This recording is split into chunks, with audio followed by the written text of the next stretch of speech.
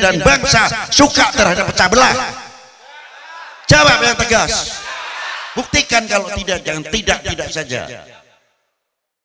Berilah contoh umat ini, bangsa ini yang sedang dahaga akan kasih sayang, saling mengayomi, saling melindungi, sangat dahaga sekali. Kapan kita akan menjadi pelaku-pelaku pengayom umat, mendapat gelar Al-Amin sebagaimana baginda Nabi SAW pada waktu itu? Malu rasanya. Itu satu contoh. Ma'asyiral muslimina rahimakumullah. Jadi peringatan Maulid itu banyak hikmah-hikmah yang harus kita petik, yang harus kita tiru. Beri satu contoh saja yang ringan. Orang yang meniru akhlak dan tokoh pemersatu di mata kami, tak jauh dari Majalengka. Cuma maaf kalau saya kritik. Tahunya orang ziarah itu lain cerita keramat, saling barokah, nggak ada. Ya barokah penting, cerita keramat juga penting. Tapi sejauh mana kita bisa menggali? Makanya ketika Habib Lutfi ditanya, Beb, istimewanya ziarah ke Sunan Gunung Jati apa? Hebatnya apa? Ya hebatnya cuma satu kalau saya. Apa Beb? Malu. Loh, enggak ziarah itu begini, itu sih jelas. Habib Lutfi cuma malu oleh-olehnya ziarah. Loh kok bisanya malu gimana? Loh Syarif Hidayatullah sudah 400 sekian tahun, 440 atau 50 tahun yang lalu masih dakwah dalam kuburnya. Tidak percaya? Nah orang yang datang ke Maulana Syarif Hidayatullah ada yang datang di tempat pintu. Padang bulan, padangi koyorino, ada. Yang datang ziarah ke Syarif Hidayatullah, salamullah ya sada binar rahman. Gak ada orang datang ke pintu Maulana Syarif sambil memegang begadang, mari begadang. Ada. Orang duduk baca yasin, baca tahlil, baca tasbih dan lain sebagainya. Itu macam-macam. Ya namanya lautan kan macam-macam. Itulah Syarif Hidayatullah. Tidak cukup itu saja, sebelahnya punya non muslim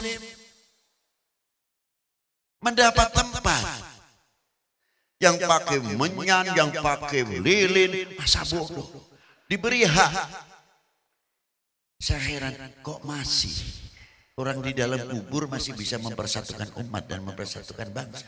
Mestinya di situ ilmu yang kita ambil. Bukan hebat ya keramatnya Syarif Hidayatullah, hebat. Wah ini, nah inilah akhirnya kita tumpul. Tidak cukup itu, bisa membuat ekonomi kerakyatan. Seandainya di situ tidak ada Maulana Syarif Hidayatullah, ada enggak pasar seperti ramai seperti sekarang? Coba. Tidak ada, itu bukti. Nah kalian sama kita ini hidup saja membuat ekonomi kerakyatan nggak mampu, apalagi mempersatukan umat, tidak tambah pecah belah aja. Untung malu sama Syarif Hidayatullah mestinya. Loh, inilah coba semua ziarah dan membaca bagaimana. Inilah bukti realite yang dibawa oleh Maulana Syarif Hidayatullah. Dan itu bukan Maulana Syarif Hidayatullah saja, sampai Ampel. Semua wali 9 dan sebelumnya wali 9, ekonomi kerakyatan semuanya jalan. Di Ampel tuh kayak apa ya Allah. Belum di Tuban Gresik, di Gapuro Gresik, sampai di Sedayu Maulana Hashim Derajat, sampai ke daerah Murio yang lebih tinggi naiknya daripada Gunung Jati. Pasaran di situ. Saya pikir ini orang mau jualan sama kuburan atau gimana? Tapi kenyataannya tidak. Apa terima kasih kita kepada para beliau? Apa hatur nuhun kita? Jangankan lagi kepada para beliau, ucapan terima kasih kita kepada kedua orang tua seumpamanya mengholi orang tua kita sekalipun, maaf tukang beca, tapi beliau terhormat pahlawan keluarga. Keringat dikeluarkan, diteteskan demi siapa? Regenerasinya. Tidak mengharapkan cung siram besok gede ngungkuli kita ya. Kerjaan yang kasar lagi, tidak. Mengharapkan anaknya yang lebih baik nasibnya diberi oleh Allah. Bahkan orang tua kita bagaimana cara mencari nafkah untuk anak istrinya. Di sini saya jarang nemui, tapi kalau di Jawa Tengah, di Simpang Ampat itu coba orangnya sudah sedang begitu tua. Ada yang pakai pakaian Hanoman, Gadot Kaca, ada pakai Semar, Petruk, Dawala dan sebagainya. Nanti kalau merah baru dia joget, nyetel tip sendiri, joget sendiri. Itu anaknya biar lihat kayak apa orang tua mencari uang sesuatu. Jangan menyalahkan dahulu. Orang tua berapa-apaan sih itu? Kita hargai mereka mencari uang demi regenerasinya. Apalagi kalau kita melihat bapak-bapak kita yang kerja berat. Satu truk berebut terkadang lari, nanti 1 kintal berkuli bongkok ini, masukkan gini. Dapatnya berapa per karung? Anak kita ini belajar melihat itu, beri contoh.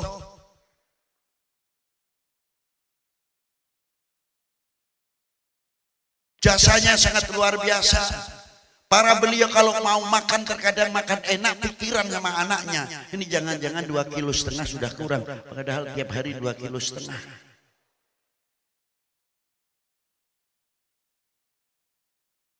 Saban hari lengganan sarapan pagi nasi. Buntel apa nasi? Apa itu kalau nasi yang di sini populer itu? Nasi apa? Nasi bungkus. Yang pakai ketimun segala itu apa namanya, bongko, nasi lengko. Kalau itu nasinya bisa berkata, Pak lu kagak bosan makan gua, karena saben hari makannya itu. Habis kalau mau ningkatkan pakai ikan, ingat 2,5 kilo bila kurang nantinya. Itu perjuangan orang tua. Coba kita dapat rezeki sedikit, makan enak, makan sate atau makan nasi rawon dan sebagainya. Begitu mau makan, ingat orang tua kita mungkin masih belum tidur. Habis maghrib kita makan sate enak atau rawon. Coba orang tua kita masih apa? Belikan 2 bungkus apa gimana? Kelihatannya 1 piring nggak bisa masuk. Karena ingat kepada kedua orang tua kita. Begitu buru-buru dia makan langsung aja pulang. Mumpung emak masih belum tidur. Ternyata benar. Mak belum tidur. Batam tumben. Buru-buru benar. Ya mak, saya makan di warung ini. Rawonnya enak sekali mak. Saya ingat mak. Mak mau nyicipin tidak, saya belikan di 2 bungkus sama bapak. Kalau kurang nanti belikan lagi. Si orang tua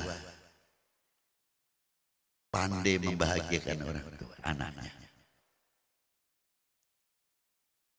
Ah nggak enak, ini kok kamu beli? Enggak. Aduh enak, pinteran kamu, Masya Allah. Terus muncul, nah kamu dapat rezeki belum seberapa sudah ingat kedua orang tua. Saya doakan kalian nak, kamu panjang umur, sehat walafiat, rezekinya banyak. Wah doanya berketek banyak sekali, padahal hanya sebungkus nasi. Gunung Ciremai kalah dengan doanya orang tua, hanya 1 bungkus nasi. Begitulah hebatnya cintanya seorang tua kepada anaknya. Makanya kalau kita ziarah kubur ke orang tua, begitu duduk yang kita ingat apa? Ya Allah, aku belum sempat membahagiakan kedua orang tua. Sudah kembali ke haribaanmu ya Allah. Itu yang saya. Kapan saya bisa membahagiakan orang tua? Nah, membalas untuk membahagiakan kedua orang tua, 1. jaga kerukunan, jaga kekompakan. Itu cara membahagiakan kedua orang tua yang sudah mendahului. Lebih-lebih yang masih hidup, masih punya azimah. Kita masih punya jimat. Walaupun satu, entah itu bapak yang masih hidup ataupun ibu yang masih hidup.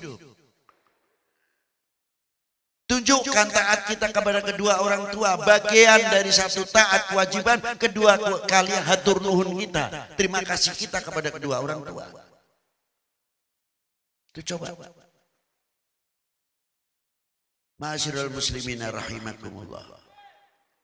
Apa kalau kita sudah melihat orang tua yang begitu hebatnya, pasti akan membangun kekompakan. Tidak mudah keluarga itu kena hoax supaya kakak adik pecah belah. Lu gimana? Tuh adik lu gimana tuh? Ingat gak malu? Kenapa sih? Lu kan yang kaya adikmu. Nah, ingat gak sama kakaknya kamu gak ada begini. Si kakak pandai. Ini juragan pecah belah ini. Langsung aja. Ya kalau bantu sama kita lu mau apa? Kagak bantu pun lu mau apa? Ditutup, tidak mudah dipecah belah. Itu baru sekup rumah tangga. Bagaimana sekup perjuangan ulama kita ini di Indonesia? Kalian ini punya kontribusi apa untuk mengisi kemerdekaan? Untuk mengisi perjuangan para ulama-ulama? Kiwuci sebaya sama saya 74 tahun. Sama-sama lahiran 46 akhir 47. Walaupun bagaimana 4 peristiwa 47 masih menjadi saksi sejarah. Karena pada waktu itu sekutu masuk lagi membawa membawa Belanda. 48 terjadi apa? Kita sedang berjuang mengusir penjajah, kita ditusuk dari belakang, peristiwa Madiun. 59 Kris. Kita belum lahir semua sampai 65, sampai bendera berkibar terus. Tanya dong, kita punya kontribusi apa untuk mengisi bangsa ini, mengisi kemerdekaan? Hariwos terus ribut terus.